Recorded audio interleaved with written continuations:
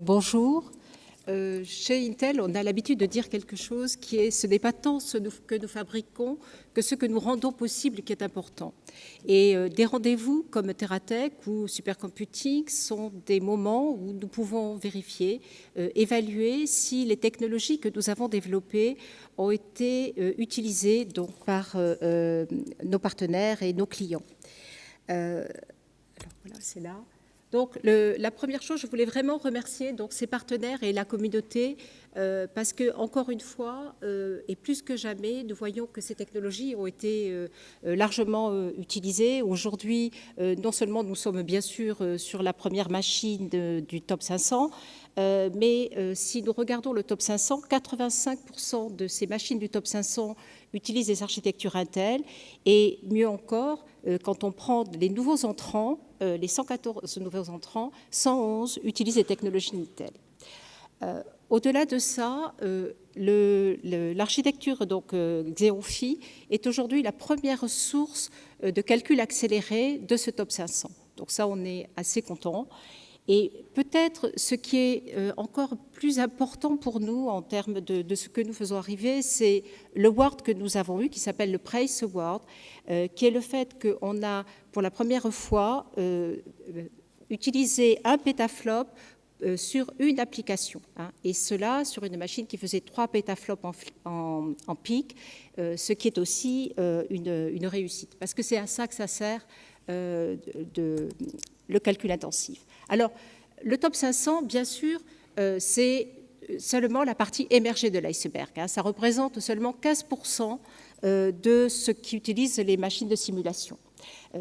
Donc, tout le reste, c'est utilisé donc, pour la science de façon très large.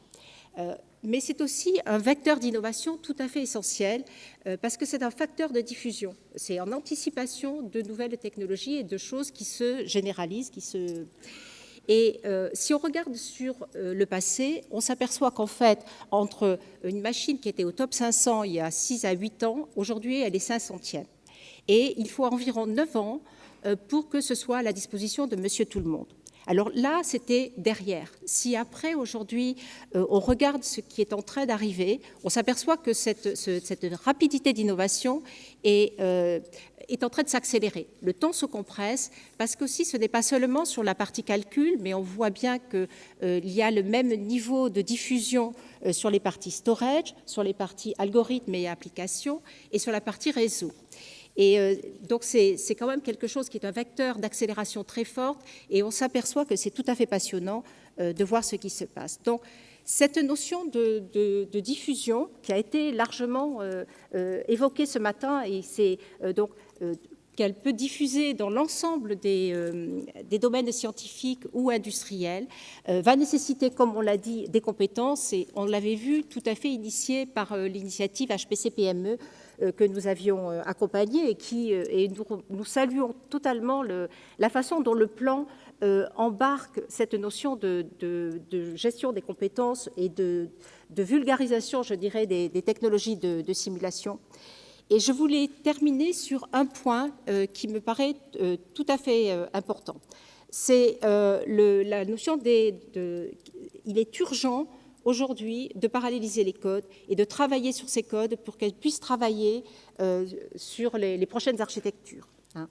Et à ce niveau, donc, nous avons fait un appel à projet sur lequel nous avons eu de très nombreuses demandes. On a eu à peu près 30 applications qui ont été portées dans ce premier appel à projet.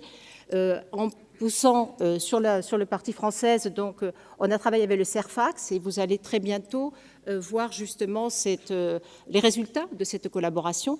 Nous avons aussi travaillé avec nos partenaires et sur des centres de compétences communs parce que bien sûr nos technologies doivent être mises en œuvre par des partenaires et au niveau des logiciels. Et nous lançons un nouvel appel à projet et je vous invite vivement à venir nous rencontrer sur le stand et nous pouvons vous en parler, c'est tout à fait important. 2 choses aussi sur lesquelles vous pouvez venir nous rencontrer sur le stand. Je ne vais pas parler spécifiquement des technologies, mais simplement 2 annonces qui ont été faites à Supercomputing et qui sont importantes. C'est notre Interconnect, hein, donc il s'appelle Omniscale, donc qui a été lancé à cette occasion, et les nouvelles fonctionnalités donc, de notre Xeon-Phi KNL, donc, et nous sommes disponibles sur notre stand pour vous en parler plus précisément. Je voulais simplement terminer sur quelque chose qui m'a fait sourire et je voulais le partager avec vous. Le futur aura plus de cœur, aura besoin de plus de cœur. Et la beauté de la langue française, finalement, c'est de dire c'est plus de cœur au pluriel ou plus de cœur au singulier. C'est assez intéressant de voir qu'aujourd'hui, les technologies de simulation s'adressent aux vivants et c'est tout à fait comment dire, motivant. Et nous espérons donc pouvoir être encore avec vous l'an prochain, donc sur la 10e instance donc, de TerraTech et aux côtés de tout cet écosystème industriel français ou académique français. Merci. Merci Isabelle. Et j'étais mon...